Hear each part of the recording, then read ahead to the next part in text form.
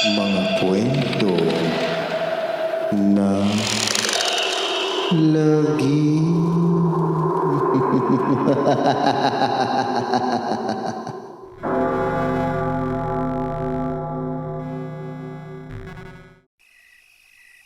Itago niyo na lang ako sa pangalang Akira.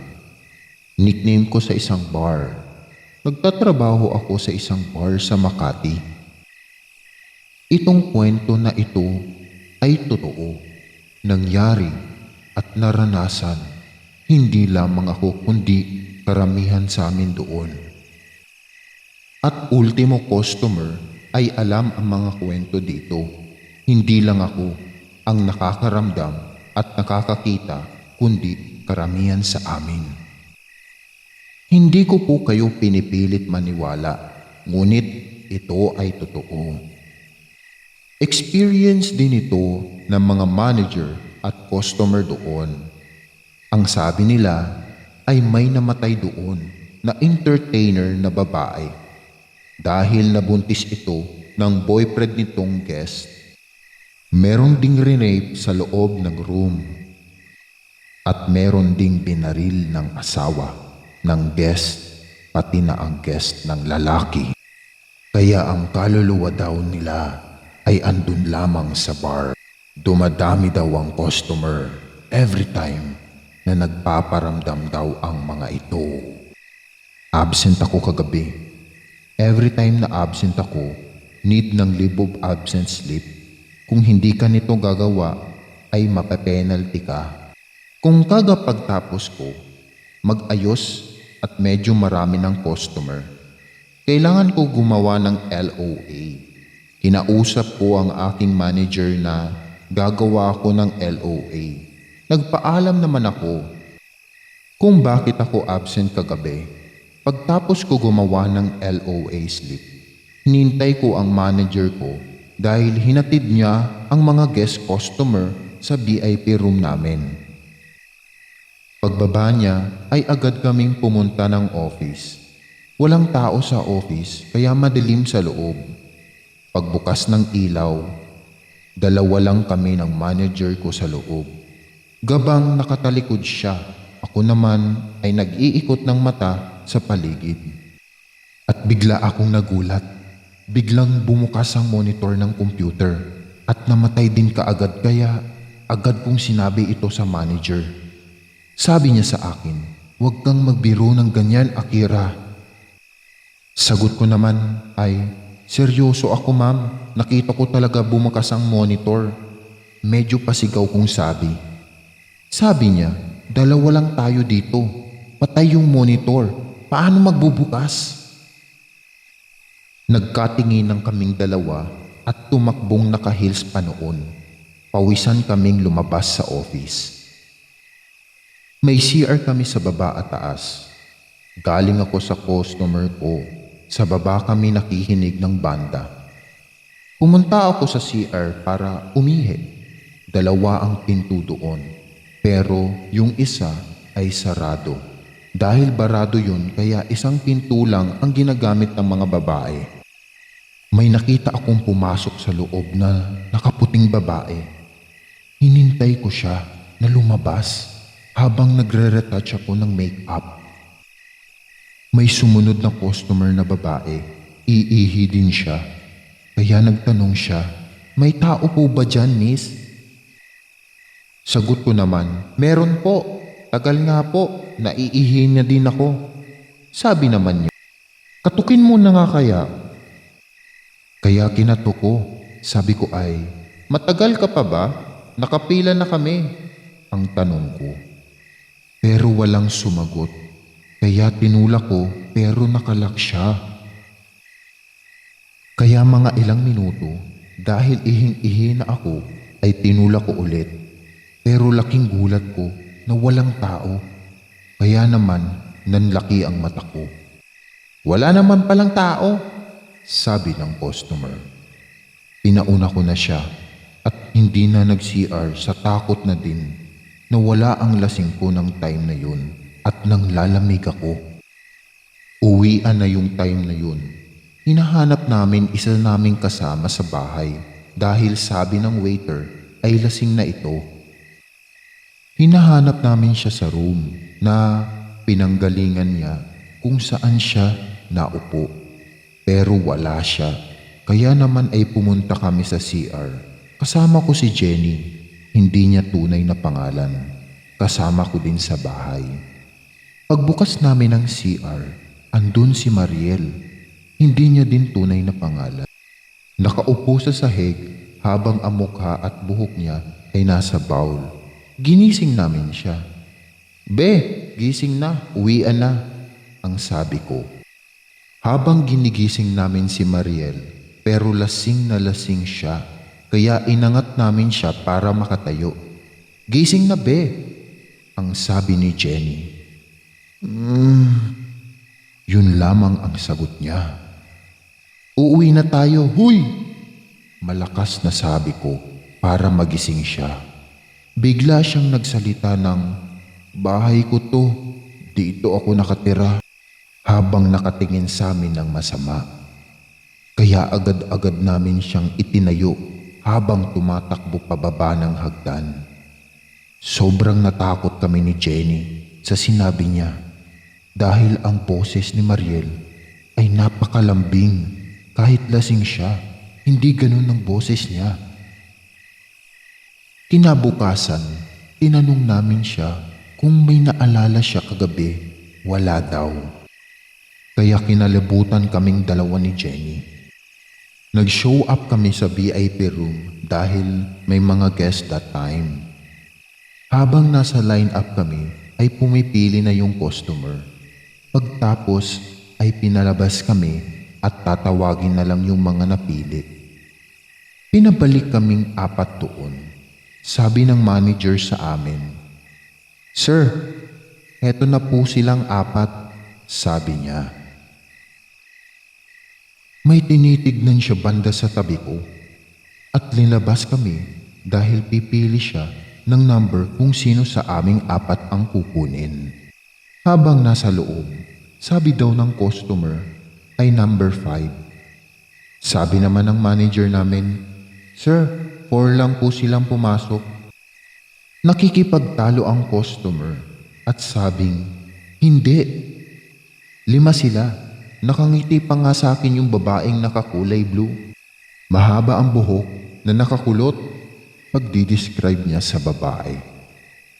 Lumabas ang manager namin at tinanong kami kung may sumama daw ba sa aming 4 na mag-show up na nakakulay blue na damit kanina. Pero wala sa aming nakakulay blue. Karamihan ng kulay na suot ng babae ay red, maroon, black at white. Bumalik siya sa room at sinabing, "Sir, wala po talagang naka-blue sa mga babae dito."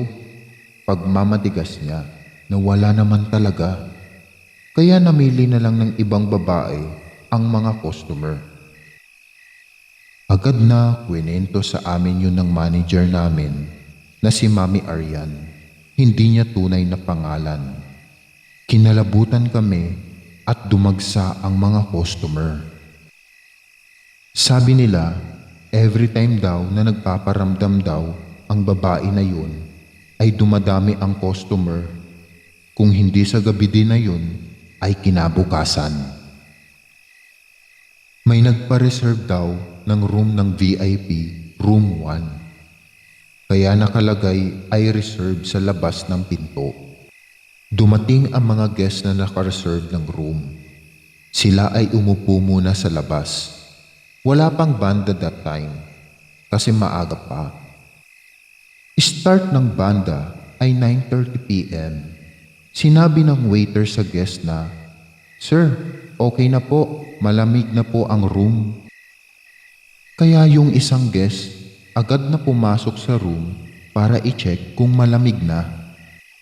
Pero laking gulat niya na may mga tao na sa loob at naka-occupied na ito. Dali-dali naman niyang kinausap si Mami Arian para sabihin may tao na doon. "Arian, akala ko ba sa amin yung naka-reserve yung VIP room 1? Tanong niya sa manager sa amin. Oo nga po sir, sa inyo po. Sagot ng manager sa amin. Bakit may tao doon? Galit na sagot ng guest. Kaya nagmadaling ichinek ni Mami yung guest book for reservation. Pero isang guest lang ang nakareserve doon at yun yung guest na kausal niya ngayon lang. Pumunta sila sa VIP room 1 para tignan kasama ang guest. Pero wala namang tao doon at walang bakas na may pumasok doon. Sir, wala namang tao eh. Sagot ng manager sa amin. Kanina may tao dito. Babae at lalaki pa nga eh. Panindigang sagot ng guest. Bigla ding kinilabutan ang manager namin at sabi ng guest, papalipat na lang daw sila ng room sa takot din. Ikwinento sa amin ito ng manager namin. FYI, she's working there for a long time, kaya marami na siyang experience. Sobrang lasing ako at first time ko malasing ng time na yun. Nakahiga ako sa couch. Naalimpungatan ako at unti-unting binuksan ang mga mata ko. May nakita akong damit na puti at mapuputing legs na nakasuot ng mataas na heels. Medyo binuksan ko ang mga mata at bigla itong nawala. Napabalikwas ako ng higa at nagulat ako na may katabi ako. Yun yung katrabaho ko. Sa isip-isip ko, baka lasing din siya. Natulog ulit ako at binangungot ako. Ang ulo ko ay medyo malapit sa hagdanan, kaya kitang-kita ko kung may bababa kapag binuksan ko ang mga mata. Napabangon ako at pinagpapawisan. May narinig ako na yapak ng paa sa taas, pero sa pagkakaalam ko ay wala ng tao doon dahil patay na ang ilaw, maging sa lunch ay patay na rin. Sa malapit sa CR ay may bukas na ilaw na nagsisilbing liwanag namin. Napapikit ako at pagbangon ko ay may nakita akong anino na dumaan at napalingon ako pero walang tao. Gusto kong umuwi that time pero inisip ko yung kasama ko na kung umuwi ako, sino ang kasama niyang lumabas? Kaya hindi na ako nakatulog at hinintay na lang ang oras na lumipas. Makalipas ang ilang sandali, may tumunog na nalaglag na kawali o kaldero, ganun ang tunog. Kaya napamulat ang mga mata ng kasama ko at nagising. Baby, gising ka na pala, sabi niya. Tara, uwi na tayo baby. Sabi ko naman, hindi na ako pinauwi ng bahay ng kaibigan ko at sa kanila na ako nakiligo at natulog ng ilang oras. Napagkwentuhan namin yung nangyari kagabi at naranasan ko. Sabi na lang niya, hay nako, baby, hindi pa yun yung malala, may mas malala pa. Sabay tawa siya. May isa kaming regular na customer sa bar at isa siyang Koreano. Maaga siya napunta hanggang uwian. Mahilig siya manlasing ng mga babae. Siya yung tipo ng tao na hindi naniniwala sa multo. Habang hinihintay niya yung mga kasama niya, ay tinawag niya ang isa sa mga manager doon. At si Mami Arian yun. Tinanong daw niya kung may bago raw na babae. Kaya pumunta si Mami sa lounge para tignan kung sino ang babae na pwede niya ibigay na hindi pa napapaupo doon. Nasa CR daw yung Koreano at nakita daw niya ang babae na nakapula. Napakaganda raw nito, payat, sexy, maputi at mahaba ang buhok. Pagkakadescribe niya sa babae. Oh, you're here. Where's Mommy? Tanong daw niya sa babae. Tumangulang daw ito. What's your name? Tanong ng Koreano na nahuhumaling sa ganda ng babae. Nagpakilala ito sa kanya. Umabot ng 5 minutes. Andun pa rin yung babae na nakapula nang may tumawag na sa phone ng Koreano at sinagot niya ito. Nasa labas na daw ang mga kasamahan niya nang biglang may kumatok. Nawala ang babae na nakapula. Pumasok si Mami Arian kasama ang isang babae. Hi sir, she is Leia.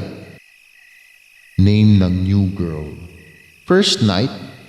Nakasmile na sabi ni Mami Arian. Ha? No way. You send a girl already, sabi ng Koreano. Nagtaka naman daw si Mami. No sir, we just arrived. Pagpupumilit naman daw ni Mami. No, she's here earlier. She's wearing a red dress and sit there. I forgot her name. But she's wearing a red dress. Pagpupumilit naman niya. Wait sir, I'll check outside if there's wearing a red.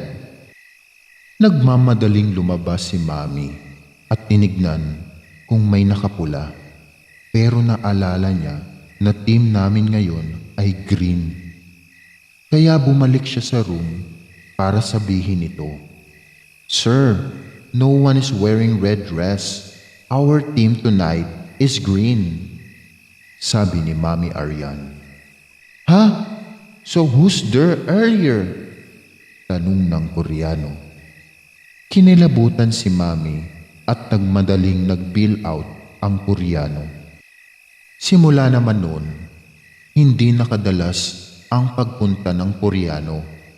Kung pupunta man, ay umuwi rin ito kaagad at palagi nang may kasamang pagpunta. Nakaupo noon si Sam sa dalawang Koreano. Regular niya ang isang Koreano. Nasa kalagitnaan sila ng saya ay medyo nagkadiskusyunan ang dalawa. Hindi man naiintindihan ni Sam, pero sa tono ng pagsasalita ng dalawa ay talagang nag-aaway ang dalawang ito. Nakaupo lang siya at nasa harapan lang niya ang dalawa. Pero nagkakainita na sila noon, kaya ang ginawa niya ay umaawat na siya. Pero parang wala daw itong naririnig. Nang akmang magsusuntukan ng dalawa, ay pumagitna siya at umawat. Naitulak siya ng isa sa mga Koreano. Nang biglang kumislap ang ilaw ng ilang beses. Pumutok ito at nalaglag ang lalagyan nito. Naging dahilan ng pagtigil ng dalawang Koreano sa pag-aaway. Agad naman na lumabas si Sam para tumawag ng waiter at sabihin ang nangyari. Pero imposibleng masira ito kaagad dahil kakapalit lang nito noong nakaraan araw. At wala ding dahilan na malaglag at mabasag ang cover nito. Nag-bill out naman ang Koreano at umuwi na sila. Ikwento sa amin nito ni Sam paglabas ng guest niya. Sabi nila, galit daw yung babae na nagpaparamdam sa pinagtatrabahuan namin. Kapag may babaeng sinasaktan or nasasaktan, nagpaparamdam daw talaga ito.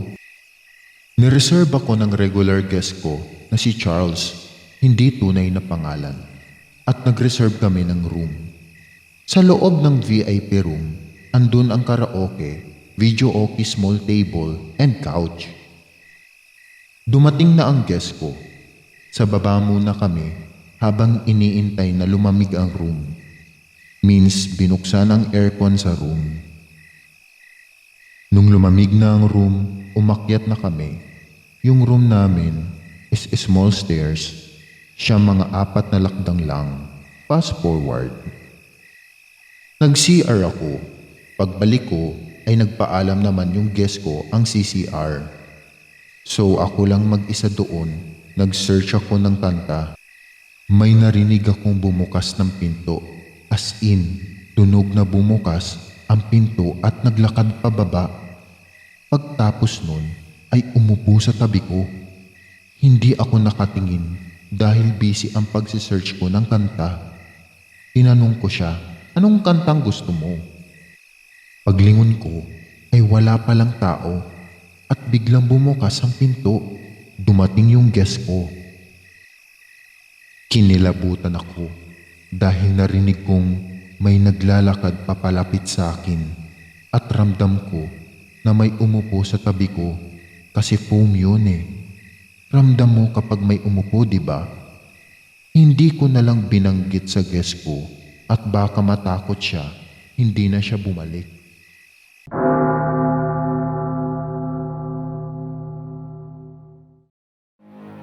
Maraming salamat mga giliw naming tagapakinig. Huwag po nating kalimutan mag-subscribe at mag-like ng ating channel para sa mga kwento ng lagi.